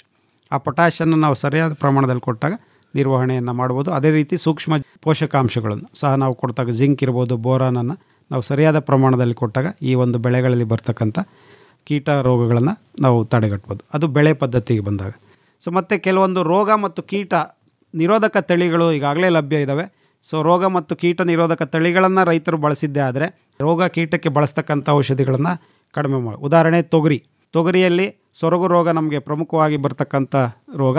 ಈ ಒಂದು ರೋಗವನ್ನು ತಡೆಗಟ್ಟೋದಕ್ಕೆ ನಮ್ಮ ವಿಶ್ವವಿದ್ಯಾಲಯದಲ್ಲಿ BRG5 ಅನ್ನೋವಂಥ ತೊಗರಿ ತಳಿಯನ್ನು ಬಿಡುಗಡೆ ಮಾಡಿದ್ದಾರೆ. ಈ BRG5 ತೊಗರಿ ತಳಿಯನ್ನು ಬಳಸಿದ್ದೇ ಆದರೆ ಸೊರಗು ರೋಗಕ್ಕೆ ಅಂದರೆ ಗಿಡ ಒಣಗುವಂಥ ಸಮಸ್ಯೆ ಬರೋವಂಥ ರೋಗವನ್ನು ನಾವು ಎಲ್ಲೆಲ್ಲಿ ಬರುತ್ತೋ ಅದನ್ನು ಬಳಸೋದ್ರಿಂದ ತಡೆಗಟ್ಬೋದು. BRG3 ಅನ್ನೋಂಥ ತಳಿಯನ್ನು ನಮ್ಮ ವಿಶ್ವವಿದ್ಯಾಲಯ ಬಿಡುಗಡೆ ಮಾಡಿದೆ. ಆ ತಳಿಯನ್ನು ಬಳಸಿದ್ದೇ ಆದರೆ ತೊಗರಿಗೆ ಬರ್ತಕ್ಕಂಥ ಬಂಜೆ ನಂಜು ರೋಗ ಮತ್ತು ಕಾಯಿ ಕೊರಕ ಎರಡನ್ನೂ ತಡೆಗಟ್ಟುವಂಥ ಒಂದು ಗುಣ ಈ ಒಂದು ತಳಿಗಿದೆ. ಅದನ್ನು ನಾವು ಬಳಸ್ಬೋದು. ಅದೇ ರೀತಿ ನಮ್ಮ ರಾಗಿಯಲ್ಲಿ ಬೆಂಕಿ ರೋಗ ಸಾಮಾನ್ಯವಾಗಿ ಖುಷ್ಕಿ ಪ್ರದೇಶದಲ್ಲಿ, ಮಳೆಯಾಶ್ರಿತ ಪ್ರದೇಶದಲ್ಲಿ ಔಷಧಿಗಳನ್ನ ಹೊಡೆಯೋದ್ರಿಂದ ಲಾಭ ಆಗೋದಿಲ್ಲ. ಸೊ ಅದನ್ನು ತಡೆಗಟ್ಟಬೇಕು ಅಂದರೆ ಆದಷ್ಟು ರೋಗ ನಿರೋಧಕ ತಳಿ, ಉದಾಹರಣೆ ML 365 ಅನ್ನೋಂಥ ರಾಗಿ ತಳಿ ಇರ್ಬೋದು, ಅಥವಾ ಇತ್ತೀಚೆಗೆ ಬಿಡುಗಡೆ ಆಗಿರ್ತಕ್ಕಂಥ ML 322 ಅನ್ನೋಂಥ ರಾಗಿ ತಳಿ ಇರ್ಬೋದು, ಅಥವಾ ಅಲ್ಪಾವಧಿ KMR 630 ಅನ್ನೋಂಥ ರಾಗಿ ತಳಿ. ಇವು ಬೆಂಕಿ ರೋಗಕ್ಕೆ ತಡೀತಕ್ಕಂಥ ಶಕ್ತಿ ಇದೆ. ಸೊ ಎಲ್ಲೆಲ್ಲಿ ಈ ರೋಗವನ್ನು ಬರುತ್ತೋ ಆ ಭಾಗಗಳಲ್ಲಿ ಈ ತಳಿಗಳನ್ನು ನಾವು ಬಳಸಿದ್ದೇ ಆದರೆ ರೋಗವನ್ನು ಬಳಸಕ್ಕಂಥ ಔಷಧಿ ಕಡಿಮೆ ಮಾಡೋದು. ಅದೇ ರೀತಿ ತೋಟಗಾರಿಕೆ ಬೆಳೆ, ಸೊ ನಮ್ಮ ಭಾರತೀಯ ತೋಟಗಾರಿಕಾ ಸಂಶೋಧನಾ ಸಂಸ್ಥೆ IHR ಏನಿದೆ ಅದರಲ್ಲಿ 2 ಟೊಮೆಟೊ ಹೈಬ್ರಿಡ್ಗಳನ್ನು ರೋಗ ನಿರೋಧಕ ತಳಿ ಇರ್ತಕ್ಕಂಥ ಹೈಬ್ರಿಡನ್ನು ಬಿಡುಗಡೆ ಮಾಡಿದೆ, ಅರ್ಕಾ ರಕ್ಷಕ್ ಅಂತ. ಸೊ ಈ ತಳಿ ಏನಪ್ಪ ಅಂದರೆ ಟೊಮೆಟೊಗೆ ಬರ್ತಕ್ಕಂಥ ಎಲೆ ಮುದುಡು ನಂಜು ರೋಗ, ದುಂಡಾಣು ಸೊರಗು ರೋಗ ಮತ್ತು ಮೊದಲ ಅಂಗಮಾರಿ ರೋಗಕ್ಕೆ ನಿರೋಧಕ ಶಕ್ತಿಯನ್ನು ಹೊಂದಿದೆ, ಅದನ್ನು ಬಳಸುವಂಥದ್ದು. ಅದೇ ರೀತಿ ಅರ್ಕಾ ಅಬೇದ್ ಅಂತ ಒಂದು ತಳಿಯನ್ನು ಬಿಡುಗಡೆ ಮಾಡಿದ್ದಾರೆ. ಆ ತಳಿ 4 ರೋಗಕ್ಕೆ ನಿರೋಧಕತೆ ಹೊಂದಿದೆ. ಟೊಮೆಟೊದಲ್ಲಿ ಬರ್ತಕ್ಕಂಥ ಎಲೆ ಮೊದಲ ಅಂಗಮಾರಿ ರೋಗ, ಕೊನೆಯ ಅಂಗಮಾರಿ ರೋಗ, ಎಲೆ ಮುದುಡು ನಂಜು ರೋಗ ಮತ್ತು ದುಂಡಾಣು ಸೊರಗು ರೋಗ. ಸೊ ಎಲ್ಲೆಲ್ಲಿ ಸಾಧ್ಯನೋ ಆ ಒಂದು ತಳಿಗಳನ್ನು ನಾವು ಬಳಸುವಂಥದ್ದು. ಅದೇ ರೀತಿ ಸೂರ್ಯಕಾಂತಿನಲ್ಲಿ KBSH 53 ಅನ್ನೋಂಥ ತಳಿ ಸೂರ್ಯಕಾಂತಿಗೆ ಬರ್ತಕ್ಕಂಥ ಬೂದಿ ರೋಗಕ್ಕೆ ನಿರೋಧಕ ಶಕ್ತಿಯನ್ನು ಹೊಂದಿರತಕ್ಕಂಥ ತಳಿ. ಅವುಗಳನ್ನು ನಾವು ಸಾಧ್ಯವಾದಷ್ಟು ಮಟ್ಟಿಗೆ ಎಲ್ಲೆಲ್ಲಿ ಸಾಧ್ಯನೋ ಅಲ್ಲಿ ಈ ಒಂದು ತಳಿಗಳನ್ನು ಬಳಸೋದ್ರಿಂದ ಮುಂದೆ ತಳಿಗಳನ್ನು ಅಂದರೆ ಔಷಧಿಗಳನ್ನು ಬಳಸುವಂಥದ್ದು ಕಡಿಮೆ ಮಾಡ್ಬೋದು. ಸೊ ಆ ರೀತಿ ಆಗುತ್ತೆ. ಮತ್ತು ಮತ್ತೊಂದು ಕೀಟ ಮತ್ತು ರೋಗ ನಿರ್ವಹಣೆಯಲ್ಲಿ ರಾಸಾಯನಿಕಗಳನ್ನು ಕಡಿಮೆ ಮಾಡೋಂಥ ಒಂದು ವಿಧಾನ ಅಂದರೆ ಬೀಜೋಪಚಾರಕ್ಕೆ ಒತ್ತನ್ನು ಕೊಡೋಂಥದ್ದು. ಸೊ ಯಾಕೆಂದರೆ ಬೀಜೋಪಚಾರವನ್ನು ಒತ್ತು ಕೊಡೋದ್ರಿಂದ ಸೊ ಮುಂದಿನ ಹಂತದಲ್ಲಿ ಇಡೀ ಹೊಲಕ್ಕೆ ಔಷಧಿಯನ್ನು ಹೊಡಿತಕ್ಕಂಥದ್ದು ನಾವು ಕಡಿಮೆ ಮಾಡ್ಬೋದು. ಆ ಹಂತದಲ್ಲಿ ಸೊ ಅದು ಸಾಧ್ಯವಾದಷ್ಟು ಮಟ್ಟಕ್ಕೆ ಬೀಜೋಪಚಾರವನ್ನು ಮಾಡೋಂಥದ್ದು. ಬೀಜೋಪಚಾರವನ್ನು ಮಾಡೋವಂಥ ಸಂದರ್ಭದಲ್ಲಿ ನಾವು ಜೈವಿಕ ಪೀಡನಾಶಕಗಳನ್ನು ಬಳಸ್ಕೊಂಡು ಮಾಡೋವಂಥದ್ದು. ಸೊ ಕೃಷಿಯಲ್ಲಿ ಬಂದಾಗ ರೋಗ ನಿರ್ವಹಣೆಯಲ್ಲಿ ಪ್ರಮುಖ ಪಾತ್ರವನ್ನು ವಹಿಸುವಂಥದ್ದು ಜೈವಿಕ ಶಿಲೀಂಧ್ರ ನಾಶಕ. ತಮಗೆಲ್ಲ ಗೊತ್ತಿರ್ಬೋದು, ಟ್ರೈಕೋಡರ್ಮಾ ಅನ್ನೋವಂಥ ಒಂದು ಜೈವಿಕ ಶಿಲೀಂಧ್ರ ನಾಶಕ ಇದೆ. ಈ ಜೈವಿಕ ಶಿಲೀಂಧ್ರ ನಾಶಕವನ್ನು ಬಳಸೋದ್ರಿಂದ ಏನಾಗುತ್ತೆ, ಬೆಳೆಯಲ್ಲಿ ಬರ್ತಕ್ಕಂಥ ಅದರಲ್ಲೂ ಮಣ್ಣಿನಿಂದ ಪ್ರಸಾರ ಆಗ್ತಕ್ಕಂಥ ರೋಗಗಳನ್ನು ನಾವು ತಡೆಗಟ್ಬೋದು. ಸೊ ಟ್ರೈಕೋಡರ್ಮಾ ಅನ್ನೋವಂಥದ್ದು 3 ಹಂತದಲ್ಲಿ ನಾವು ಬಳಸ್ಬೋದು. ಬೀಜೋಪಚಾರಕ್ಕೆ ಬಳಸೋವಂಥದ್ದು, ಅದರಲ್ಲಿ ನಮ್ಮ ಕೃಷಿ ಬೆಳೆಗಳಲ್ಲಾದರೆ ಒಂದು ಕೆ ಜಿ ಬೀಜಕ್ಕೆ 5 ರಿಂದ 10 ಗ್ರಾಮ್ ಪ್ರತಿ ಕೆ ಜಿ ಬೀಜಕ್ಕೆ ನಾವು ಬೀಜೋಪಚಾರವನ್ನು ಮಾಡಿ ಬಿತ್ತನೆ ಮಾಡೋದ್ರಿಂದ ಮುಂದಿನ ಹಂತದಲ್ಲಿ ಬರ್ತಕ್ಕಂಥ ಸೊರಗು ರೋಗ ಇರ್ಬೋದು, ಬುಡಕೊಳೆ ಇರ್ಬೋದು, ಸಸಿ ಕೊಳೆ ಅಂಥ ರೋಗಗಳನ್ನು ನಾವು ತಡೆಗಟ್ಬೋದು. ತೋಟಗಾರಿಕಾ ಬೆಳೆಗಳಾಗಿರ್ತಕ್ಕಂಥ ಬಾಳೆ, ಶುಂಠಿ, ಆಲೂಗೆಡ್ಡೆ ಅಂಥ ಬೆಳೆಗಳಲ್ಲಿ ಅದರಲ್ಲೂ ಸಹ ಶುಂಠಿ ಮತ್ತು ಬಾಳೆನಲ್ಲಿ ಸೊರಗು ರೋಗ ಏನು ಬರುತ್ತೆ, ಬಾಳೆನಲ್ಲಿ ಬರ್ತಕ್ಕಂಥ ಸೊರಗು ರೋಗಕ್ಕೆ ಪರಿಸರ ಸ್ನೇಹಿ ವಿಧಾನದಲ್ಲಿ ಈ ಒಂದು ಟ್ರೈಕೋಡರ್ಮವನ್ನು ನಾವು ಗಡ್ಡೆಗಳಿಗೆ ಉಪಚಾರ ಮಾಡೋದ್ರಿಂದ ಮತ್ತು ಬುಡಗಳಿಗೆ ಹಾಕೋದ್ರಿಂದ. ಅದೇ ಥರ ಶುಂಠಿಯಲ್ಲಿ ಬರ್ತಕ್ಕಂಥ ಕೊಳೆ ರೋಗ, ಶುಂಠಿ ಕೊಳೆ ರೋಗಕ್ಕೂ ಅಷ್ಟೇ ನಾವು ಬೀಜೋಪಚಾರಕ್ಕೆ ಮಾಡೋವಂಥ ಸಂದರ್ಭದಲ್ಲಿ ಟ್ರೈಕೋಡರ್ಮಾ ಮತ್ತು ಸೂಡೋಮೋನಾಸ್ ಎರಡನ್ನೂ ಸಹ ನಾವು ಬಳಸ್ಬೋದು. ಮತ್ತು ಈ ಟ್ರೈಕೋಡರ್ಮವನ್ನು ಮಣ್ಣಿಗೆ ಸೇರಿಸ್ತಕ್ಕಂಥದ್ದು.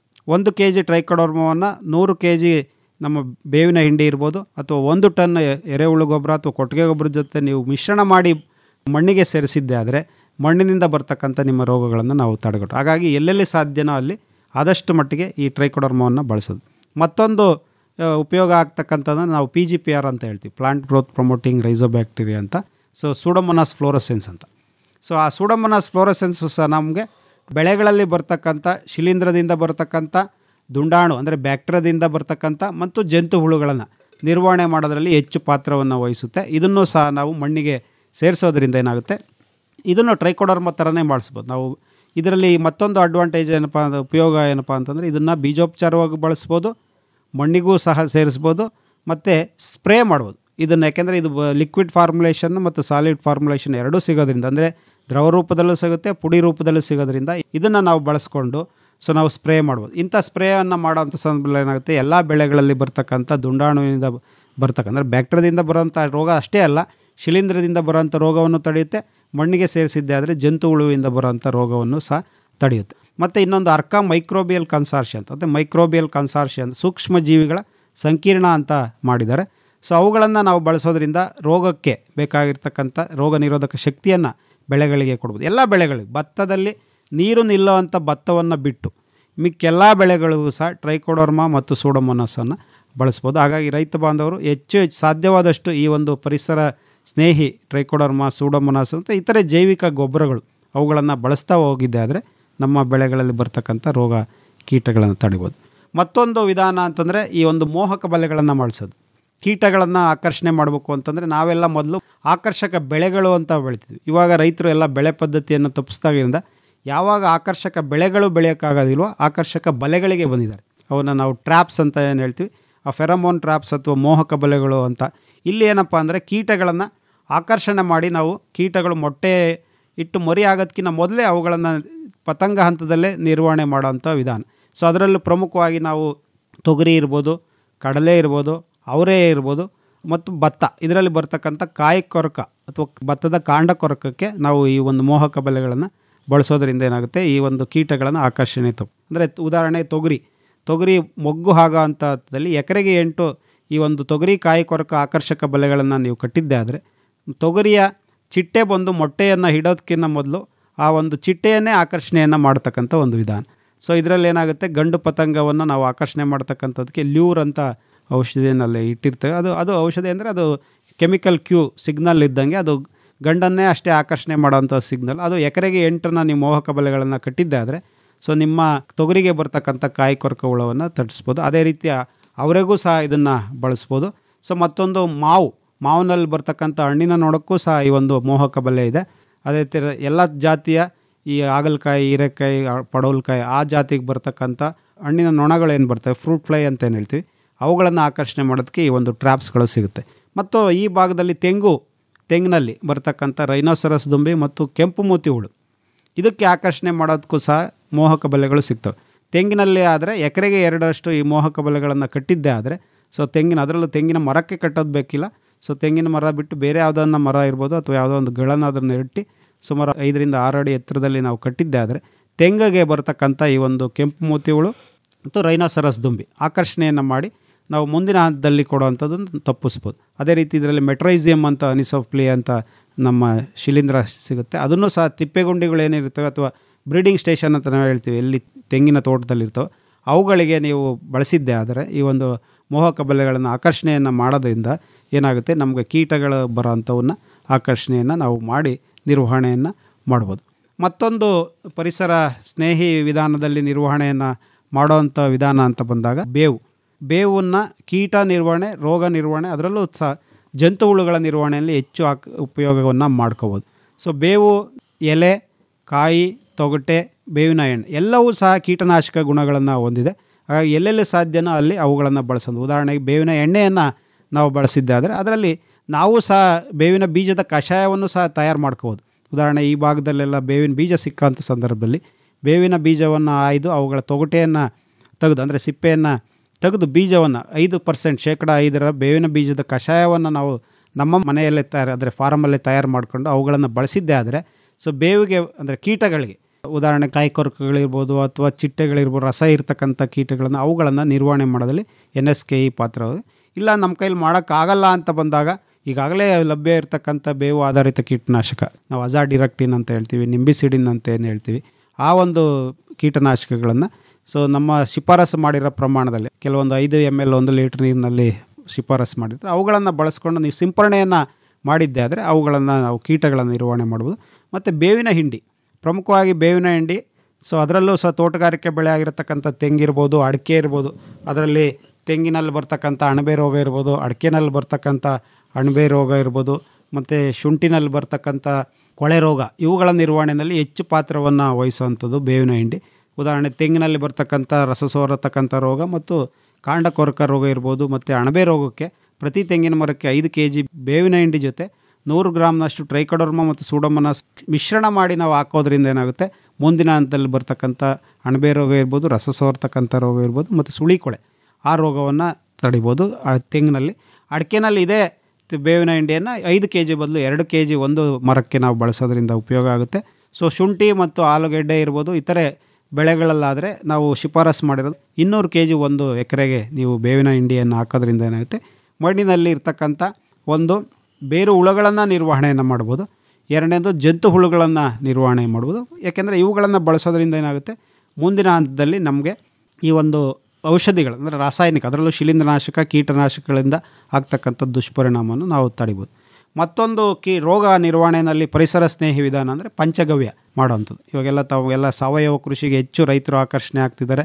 ಹೆಚ್ಚು ಸಾವಯವ ಪದಾರ್ಥಗಳನ್ನು ನಾವು ಬಳಸಬೇಕು, ರಾಸಾಯನಿಕ ಮುಕ್ತ ಆಹಾರವನ್ನು ತಿನ್ನಬೇಕು ಅಂತ ಬಂದಾಗ ಸೊ ಎಲ್ಲೋ ಒಂದು ಹಂತದಲ್ಲಿ ನಾವು ಬೀಜಾಮೃತ, ಜೀವಾಮೃತ, ಪಂಚಗವ್ಯ ಮತ್ತು ಅನೇಕ ಗವ್ಯಗಳನ್ನು ತಯಾರು ಮಾಡ್ತಾಯಿದ್ದಾರೆ. ಆ ಒಂದು ವಿಧಾನದಲ್ಲಿ ಪಂಚಗವ್ಯ ಅನ್ನೋವಂಥದ್ದು ಸಹ ನಾವು ತಯಾರು ಮಾಡ್ತಕ್ಕಂಥ ಒಂದು ಅದರಲ್ಲೂ ರೋಗಗಳನ್ನು ನಿರ್ವಹಣೆ ಮಾಡೋದ್ರಲ್ಲಿ, ಏಕೆಂದರೆ ರೋಗ ನಿರ್ವಹಣೆ ಜೊತೆಗೆ ಬೆಳೆಗಳಿಗೆ ರೋಗ ನಿರೋಧಕ ಶಕ್ತಿಯನ್ನು ಹೆಚ್ಚಿಸೋದ್ರಲ್ಲಿ ಪಾತ್ರ ವಹಿಸುವಂಥದ್ದು ಪಂಚಗವ್ಯ.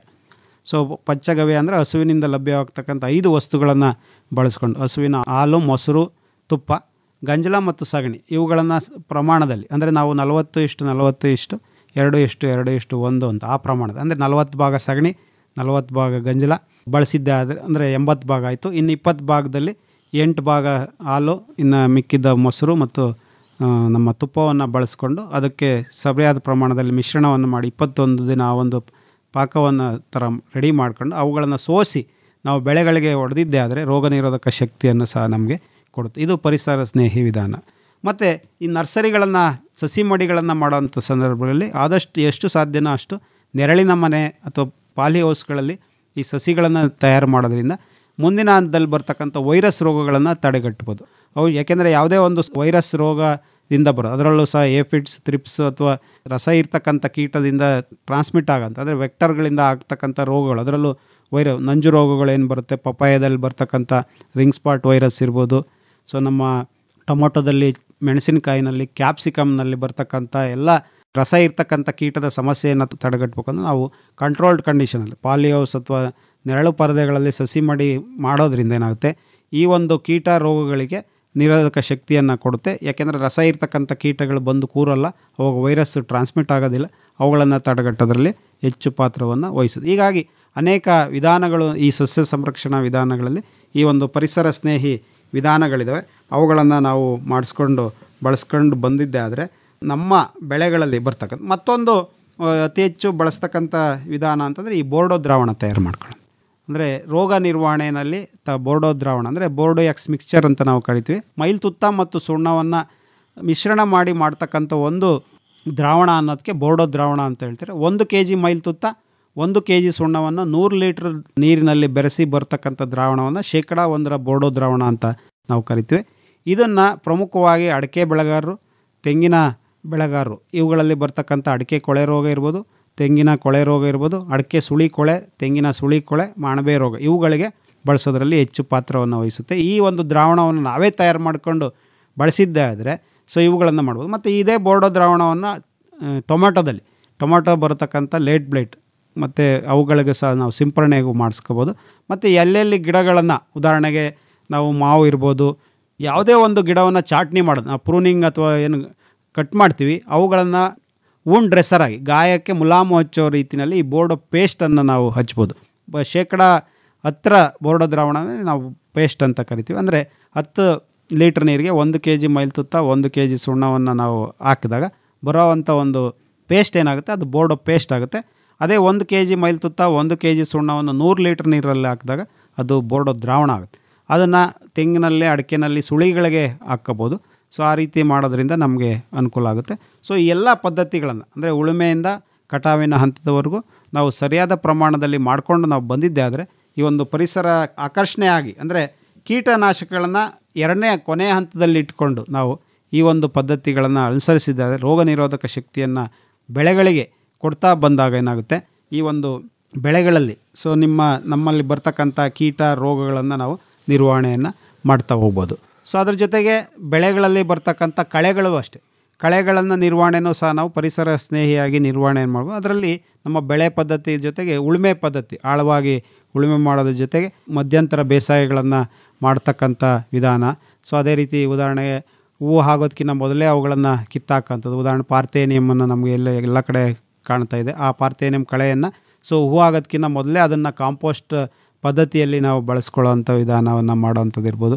ಅಥವಾ ಯಾವುದೇ ಒಂದು ಕಳೆಗಳು ಕೀಟಗಳಿಗೆ ಆಕರ್ಷಣೆ ಆಗ್ತವೆ, ಕೀಟಗಳು ಮತ್ತು ರೋಗಗಳಿಗೆ ಆಕರ್ಷಣೆ ಆಗ್ತವೆ. ಉದಾಹರಣೆಗೆ ಪಾರ್ಥೇನಿಯಂ ಕಳೆ ಇದೆ ಅಂತಂದರೆ ಅದಕ್ಕೆ ರಸ ಇರ್ತಕ್ಕಂಥ ಕೀಟಗಳು ಬಂದು ಕೂತ್ಕೊಳ್ತವೆ, ಅದ್ರ ಮೇಲಿರೋಂಥ ವೈರಸ್ಸನ್ನು ನಮ್ಮ ಟೊಮೆಟೊ ಅಂಥ ಬೆಳೆಗಳಿಗೆ ಬರುತ್ತೆ. ಹಾಗಾಗಿ ಒಂದಕ್ಕೆ ಒಂದು ಸೈಕಲ್ ಇರುತ್ತೆ. ಹಾಗಾಗಿ ಸಮಗ್ರ ಕೃಷಿಯನ್ನು ಮಾಡೋಂಥ ಸಂದರ್ಭದಲ್ಲಿ ಈ ಎಲ್ಲ ಪದ್ಧತಿಗಳನ್ನು ನಾವು ಅನುಸರಿಸ್ಕೊಂಡು ಬಂದಿದ್ದೇ ಆದರೆ ಎಲ್ಲೆಲ್ಲಿ ಎಷ್ಟು ಕೀಟ ಮತ್ತು ರೋಗಗಳ ಮತ್ತು ಕಳೆ ನಿರ್ವಹಣೆಗೆ ಬಳಸ್ತಕ್ಕಂಥ ಈ ಕೀಟನಾಶಕ, ಶಿಲೀಂಧ್ರನಾಶಕ ಮತ್ತು ಕಳೆನಾಶಕಗಳನ್ನು ಸಾಧ್ಯವಾದಷ್ಟು ಮಟ್ಟಿಗೆ ನಾವು ಕಡಿಮೆ ಮಾಡಿಕೊಂಡು ಈ ಪರಿಸರಕ್ಕೆ ಹೊಂದ್ಕೊಂಡು ಪರಿಸರದಲ್ಲಿ ಕೀಟ ಮತ್ತು ರೋಗಗಳನ್ನು ಸಹ ನಾವು ನಿರ್ವಹಣೆ ಮಾಡ್ಬೋದು.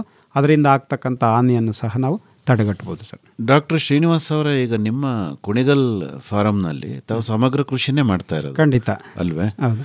ಈಗ ತಾವು ವೃಕ್ಷಾಧಾರಿತ ಕೃಷಿನೂ ಮಾಡ್ತಾ ಇದ್ದೀರಿ? ಖಂಡಿತ ಅಲ್ವೇ? ಬಹಳಷ್ಟು ಮರ ಗಿಡಗಳನ್ನು ಬೆಳೆಸ್ಕೊಂಡಿದ್ದೀರಿ. ಅದರಿಂದ ಏನಾದರೂ ನಿಮಗೆ ಕೀಟ ರೋಗಗಳ ನಿರ್ವಹಣೆಯಲ್ಲಿ ಪ್ರಯೋಜನ ಆಗಿದೆಯಾ? ಖಂಡಿತ ಆಗಿದೆ ಸರ್. ಯಾಕೆಂದರೆ ನಮ್ಮಲ್ಲಿರ್ತಕ್ಕಂಥದ್ದು ಉದಾಹರಣೆ ಹೆಬ್ಬೇವು ಇದೆ. ಹೆಬ್ಬೇವಿನಲ್ಲಿ ಬರ್ತಕ್ಕಂಥ ಕಾಯಿಗಳನ್ನು ನಾವು ಬಳಸ್ಕೊಂಡು ಆ ಕಷಾಯವನ್ನು ತಯಾರು ಮಾಡ್ಕೊಳ್ಳೋದಿರ್ಬೋದು ಅಥವಾ ಬೇವಿನ ಹಿಂಡಿಯನ್ನು ತಯಾರು ಮಾಡ್ಕೊಳ್ಳೋವಂಥದ್ದು ವಿಧಾನದಲ್ಲಿ ಮಾಡಿದ್ವಿ. ಕೆಲವೊಂದು ಗಿಡಗಳಿಂದ ಎಲೆಗಳನ್ನು ತಗೊಂಡು ಅದು ಹಸಿರೆಲೆ ಗೊಬ್ಬರಗಳನ್ನಾಗಿ ನಾವು ಮಾಡಿಸ್ಕೊಳ್ಳೋದು. ಅಂದರೆ ಮೊದಲೆಲ್ಲ ಹಸಿರೆಲೆ ಗೊಬ್ಬರ ಅಂತಂದಾಗ ನಾವು ಸೆಣಬು, ಡಯಾಂಚ, ಉರುಳಿ ಅವುಗಳನ್ನೇ ಮಾಡೋದಲ್ಲ. ಈ ಸೊಪ್ಪುಗಳನ್ನು ಬೆಳೆಗಳಿಗೆ ಕೊಟ್ಟಂಥ ಸಂದರ್ಭದಲ್ಲಿ ಮಣ್ಣಿನ ಫಲವತ್ತತೆ ಜಾಸ್ತಿ ಆಗುತ್ತೆ.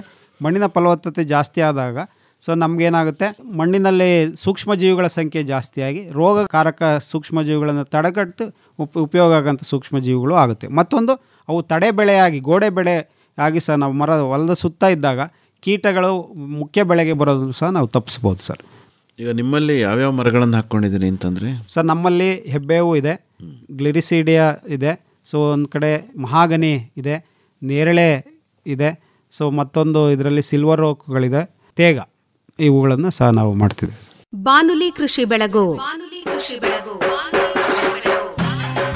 ಮೈಸೂರು ಆಕಾಶವಾಣಿಯ 90ರ ಸಂಭ್ರಮದಲ್ಲಿ ವಿಶೇಷ ಬಾನುಲಿ ಕೃಷಿ ಬೆಳಗು ಕಾರ್ಯಕ್ರಮ ಇದೇ ತಿಂಗಳ 26ರಂದು ಗುರುವಾರ ಬೆಳಗ್ಗೆ 10 ಗಂಟೆಗೆ ಮದ್ದೂರು ತಾಲೂಕು ಕೊಪ್ಪ ಹೋಬಳಿ ಕೋಣಸಾಲೆ ಶಿವಾರ ಕಾಲೋನಿ ಪಕ್ಕದ ಬಿ ರಾಧಾಕೃಷ್ಣ ಹಾಗೂ ಬಿ ಸಂಧ್ಯಾರಾಣಿ ದಂಪತಿಗಳ ಸಂಧ್ಯಾಕೃಷ್ಣ ನ್ಯಾಚುರಲ್ ಫಾರಂ ತೋಟದಲ್ಲಿ. ನಾನು ರಾಧಾಕೃಷ್ಣ. ನಾನು ಸಂಧ್ಯಾರಾಣಿ. ನಮ್ಮ ತೋಟದಲ್ಲಿ ಬಾನುಲಿ ಕೃಷಿ ಬೆಳಗು ಕಾರ್ಯಕ್ರಮ ಮಾಡ್ತಾ ಇದ್ದೀವಿ. ಎಲ್ಲರೂ ಬನ್ನಿ ಬನ್ನಿ ನನ್ನ ಗೆಳತಿಯರೇ, ಬನ್ನಿ ಬನ್ನಿ ನನ್ನವರೇ, ಹೊಸ ದಾರಿ ಕಾಣೋಣ, ಹೊಸ ಹಾಡು ಹಾಡೋಣ.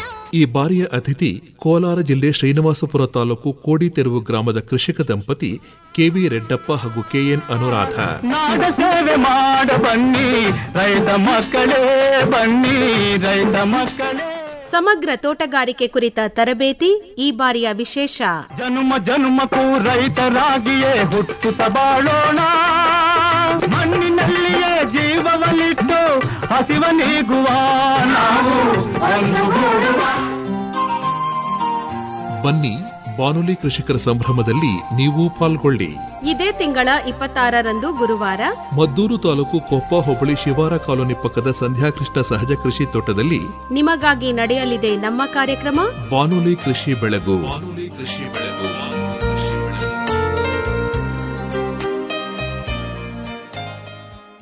ಈಗ ಬೇರೆ ಬೇರೆ ಬೆಳೆಗಳ ಕಾಂಬಿನೇಷನ್ ಏನಿದೆಯಲ್ಲ ಅದನ್ನು ಕೂಡ ತಾವು ಪ್ರಯತ್ನ ಮಾಡ್ತಾ ಇರ್ತೀವಿ. ಖಂಡಿತ ಸರ್. ಇವಾಗ ಏನಾಗ್ತಿದೆ ಬೆಳೆ ಪದ್ಧತಿಯಲ್ಲಿ ಉದಾಹರಣೆ ನಮ್ಮಲ್ಲಿ ಇವಾಗ ಸದ್ಯದಲ್ಲಿ ಎಳ್ಳಿದೆ. ಸೊ ಎಳ್ಳನ್ನು ನಾವು 6 ಸಾಲು ಎಳ್ಳನ್ನು ಜೊತೆ 1 ಸಾಲು ತೊಗರಿಯನ್ನು ಹಾಕಿದಾಗ ಅಂತರ ಬೆಳೆ ಪದ್ಧತಿಯಲ್ಲಿ ಏನಾಗುತ್ತದೆ, ಸೊ ನಮಗೆ ಬೆಳೆ ಪದ್ಧತಿಯಾಗಿ ಬರ್ತೀವಿ. 2 ಬೆಳೆ ಪದ್ಧತಿಯನ್ನು ಸಹ ನಾವು ಮಾಡ್ತೀವಿ. ಉದಾಹರಣೆಗೆ ನಾವು ಎಳ್ಳು ತೊಗರಿಯನ್ನು ಹಾಕಿದ್ದೀವಿ, ಇವಾಗ ಎಳ್ಳನ್ನು ಕಿತ್ತು ನಂತರ ಉರುಳಿಯನ್ನು ಹಾಕ್ತೀವಿ.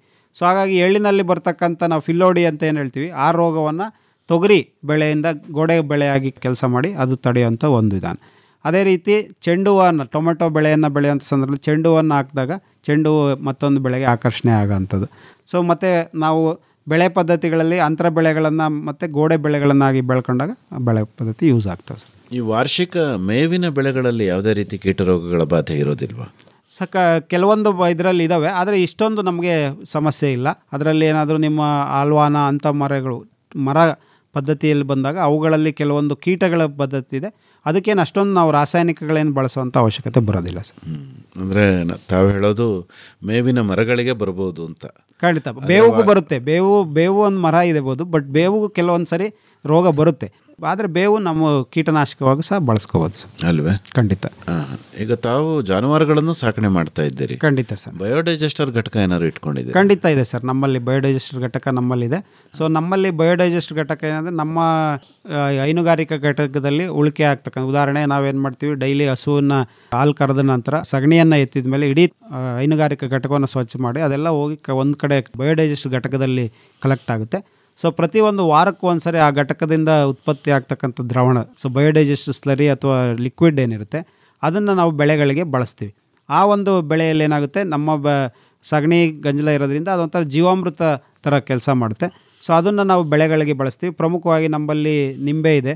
ಸೊ ನಿಂಬೆ ಗಿಡಕ್ಕೆ ಹಾಕ್ತೀವಿ, ತೆಂಗಿನ ಗಿಡಕ್ಕೆ ಹಾಕ್ತೀವಿ, ಈವನ್ ಮೇವಿನ ಬೆಳೆಗಳಿಗೂ ಸಹ ನಾವು ಆಗ್ತಾ ಇರೋದ್ರಿಂದ ಅವಾಗೇನಾಗುತ್ತೆ, ಅದರಲ್ಲಿ ನಮಗೆ ಈ ಒಂದು ರಸಗೊಬ್ಬರ ಕೊರತೆಯನ್ನು ಕಡಿಮೆ ಮಾಡಿ ನಮ್ಮ ಬೆಳೆಗಳಿಗಾಗಲೇ ಒಂಥರ ಸಾವಯವದಲ್ಲಿ ಬೆಳೆಯತಕ್ಕಂಥ ಮೇವಿನ ಬೆಳೆಗಳಾಗಿದ್ದಾವೆ ಸರ್. ನಿಂಬೆ ಯಾವುದೋ ಒಂದು ತಳಿ ಹೇಳಿದ್ರಿ ನಮ್ಮಲ್ಲಿ ನಿಂಬೆ ಇರತಕ್ಕಂಥದ್ದು ಬಾಲಾಜಿ ಅಂತ. ಏನು ತಳಿ ವಿಶೇಷತೆ ಸರ್?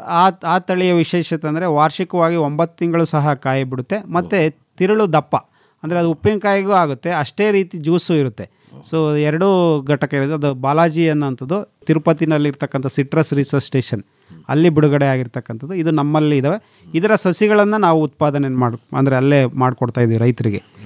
ಬಾಲಾಜಿ ನಿಂಬೆ ತಳಿಯ ಸಸಿಗಳು ಸಹ ನಮ್ಮಲ್ಲಿ ಲಭ್ಯ ಇದೆ. ಈಗ ಮೇವಿಂದು ಈ ಥರ ಬೇರೆ ಬೇರೆ ಸಸಿಗಳನ್ನು ಕೂಡ ನೀವು ಸಂಶೋಧನಾ ಕೇಂದ್ರದಲ್ಲಿ ಮಾರಾಟ ಮಾಡ್ತಾ ಇದ್ದೀವಿ ಸರ್. ಅಲ್ವಾ? ಮೇವಿನ ಬೆಳೆಗಳಲ್ಲಿ ಬೇರಿನ ತುಂಡನ್ನು ತಗೊಡ್ತೀವಿ, ಕಾಂಡದ ತುಂಡುಗಳನ್ನು ತಗೊಡ್ತೀವಿ. ಈ COFS ಬಹು ಕಟಾವು ಮೇವಿನ ಜೋಳದ ಬೀಜ ಸಿಗುತ್ತೆ, ಸಜ್ಜೆ ಅದರ ಬೀಜವನ್ನು ಸಹ ನಾವು ಸಿಗ್ತೀವಿ. ಅದೇ ಥರ ಅಗಸೆ ಇರ್ಬೋದು, ನುಗ್ಗೆ ಇರ್ಬೋದು, ಅವುಗಳನ್ನು ಸಸಿ ಮಾಡಿಕೊಟ್ಟು ರೈತರಿಗೆ ಕೊಡೋವಂಥದ್ದು. ಡಾಕ್ಟರ್ ಶ್ರೀನಿವಾಸ್ ಅವರೇ, ತಮ್ಮಲ್ಲಿ ನೋಡಿ ಬೆಳೆ ವೈವಿಧ್ಯ ಇದೆ, ಜೀವ ವೈವಿಧ್ಯ ಇದೆ, ಮರಗಳ ವೈವಿಧ್ಯ ಇದೆ. ಒಟ್ಟಾರೆ ನಿಮ್ಮ ಸಂಶೋಧನಾ ಕೇಂದ್ರವೇ ಒಂದು ಸಮಗ್ರ ಕೃಷಿ ತಾಕು. ಖಂಡಿತ. ಅಂದರೆ ಈ ತರಹ ನೀವು ಒಟ್ಟಾರೆ ಎಲ್ಲವನ್ನು ಸಮಗ್ರವಾಗಿ ಬೆಳೀತಾ ಇರೋದ್ರಿಂದ ನಿಮ್ಮ ಫಾರಮಲ್ಲಿ ಕೀಟ ರೋಗಗಳ ಬಾಧೆ ಕಡಿಮೆ ಇದೆ ಅಂತ ಅನ್ಸುತ್ತೆ ತಮಗೆ?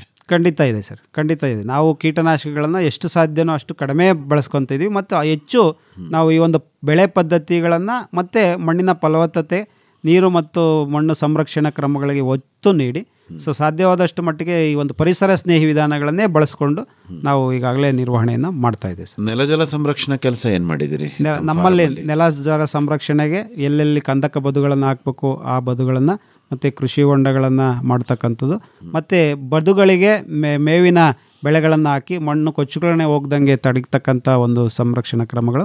ನಮ್ಮಲ್ಲಿ ಬರ್ತಕ್ಕಂಥ ವಾರ್ಷಿಕವಾಗಿ ನಮ್ಮ ಭಾಗದಲ್ಲಿ ಸುಮಾರು 675 ಮಿಲಿಮೀಟ್ರ್ ಮಳೆ ಬರುತ್ತೆ. ಆ ಮಳೆಯ ನೀರನ್ನು ಸಂರಕ್ಷಣೆ ಮತ್ತು ಆದಷ್ಟು ಮಟ್ಟಿಗೆ ವೈಜ್ಞಾನಿಕ ಪದ್ಧತಿಯಲ್ಲಿ ನೀರು ನಿರ್ವಹಣಾ ಪದ್ಧತಿಗಳನ್ನು ಅನುಸರಿಸ್ಕೊಂಡು ಎಲ್ಲೆಲ್ಲಿ ಸಾಧ್ಯವಾಗಿರುತ್ತೋ ಅಲ್ಲಿ ಡ್ರಿಪ್ ಅಂದರೆ ಹನಿ ನೀರಾವರಿಯನ್ನು ಮತ್ತು ತುಂತುರು ನೀರಾವರಿ ಘಟಕಗಳನ್ನು ಆ ಕೃಷಿ ಹೊಂಡಗಳಿಂದ ಬಳಸ್ಕೊಂಡು ನಾವು ಬೆಳೆಯನ್ನು ಸಂರಕ್ಷಣೆ ಮಾಡ್ಕೊತಾ ಇದ್ದೀವಿ. ನಿಮ್ಮಲ್ಲಿ ಬಹುದೊಡ್ಡ ಸಮಸ್ಯೆ ಅಂತಂದರೆ ನೀರಿಂದೆ. ಖಂಡಿತ ಅಲ್ವೇ? ಖಂಡಿತ ಸರ್. ಅಂದರೆ ಬರ ಸಹಿಷ್ಣುತೆಯನ್ನು ನೀಡುವಂತಹ ತಾಂತ್ರಿಕತೆಗಳಿಗೆ ತಾವು ಹೆಚ್ಚು ಒತ್ತು ಖಂಡಿತ ಕೊಡ್ತಾ ಇದೆ ಸರ್. ಆ ನಿಟ್ಟಿನಲ್ಲಿ ಏನಾದರೂ ಒಂದಷ್ಟು ಪ್ರಯೋಗಗಳ ಬಗ್ಗೆ ಹೇಳ್ಬೋದಾ ಸರ್? ತಾವು ಹೇಳ್ದಂಗೆ ಇಲ್ಲಿ ನೀರು ಮತ್ತು ಮಣ್ಣು ಸಂರಕ್ಷಣಾ ಕ್ರಮಗಳಲ್ಲಿ ಅನುಸರಿಸುವಾಗ ನಾವು ಫಲವತ್ತತೆಯನ್ನು ಹೆಚ್ಚಿಸ್ಕೊಂಡು ನೀರನ್ನು ಅನುಸರಿಸಬೇಕು ಅಂದರೆ ಮೊದಲಿಗೆ ಬೇಕಾಗಿರೋಂಥದ್ದು ಮಣ್ಣಿಗೆ ಸಾವಯವ ವಸ್ತುಗಳನ್ನು ಸೇರಿಸೋಂಥ. ಸಾವಯವ ವಸ್ತುಗಳು ಅಂತ ಬಂದಾಗ ಈಗಾಗಲೇ ನಾವು ತಮಗೆಲ್ಲ ಗೊತ್ತಿರ್ಬೋದು, ಕಟ್ಟಿಗೆ ಗೊಬ್ಬರ ಇರ್ಬೋದು, ಕುರಿ ಗೊಬ್ಬರ ಅವೆಲ್ಲ ಕಾಸ್ಟ್ಲಿ ವಸ್ತುಗಳು ಆಗ್ತಾ ಬಂದಿದೆ, ಅಂದರೆ ಹೆಚ್ಚು ಬೆಲೆಯನ್ನು ಕೊಡೋದು. ಹಾಗಾಗಿ ನಾವು ಹಸಿರೆಲೆ ಗೊಬ್ಬರಗಳಿಗೆ ಹೆಚ್ಚು ಒತ್ತನ್ನು ಕೊಡೋದು. ಉದಾಹರಣೆಗೆ ನಾವು ಬೆಳೆಯನ್ನು ಹಾಕೋದಕ್ಕಿಂತ ಮೊದಲೇ ಈ ಸೆಣಬು ಇರ್ಬೋದು, ಸೆಣಬು ಇರ್ಬೋದು, ಅಪ್ಸೆಣಬು ಇರ್ಬೋದು, ಅಥವಾ ಡಯಾಂಚವನ್ನು ಮಣ್ಣಿಗೆ ಮೊದಲೇ ಹಸಿರೆ ಗೊಬ್ಬರವಾಗಿ ಬೆಳೆದು ಅವುಗಳನ್ನು ಮತ್ತೆ ಪುನರಾವರ್ತನೆ ಮಣ್ಣಿಗೆ ಸೇರಿಸಿದಾಗ ನಮ್ಮ ಮಣ್ಣಿನಲ್ಲಿ ಫಲವತ್ತತೆ ಹೆಚ್ಚಿಸ್ತಾ ಇದೆ ಒಂದು. ಮತ್ತು ನಮ್ಮಲ್ಲಿ ಸಿಗ್ತಕ್ಕಂಥ ಈಗಾಗಲೇ ನಾನು ಹೇಳ್ದಂಗೆ ಬಯೋಡೈಜೆಸ್ಟರ್ ಘಟಕದಲ್ಲಿ ಏನು ಬರುತ್ತೆ ಆ ಒಂದು ದ್ರಾವಣವನ್ನು ಬೆಳೆಗಳಿಗೆ ಬಳಸೋದ್ರಿಂದ ನಾವು ಹೆಚ್ಚು ಹೆಚ್ಚು ರಾಸಾಯನಿಕಗಳನ್ನು ಬಳಸೋದನ್ನು ಕಡಿಮೆ ಮಾಡ್ಕೊಂಡು ಬರ್ತಾ ಇದೆ ಸರ್.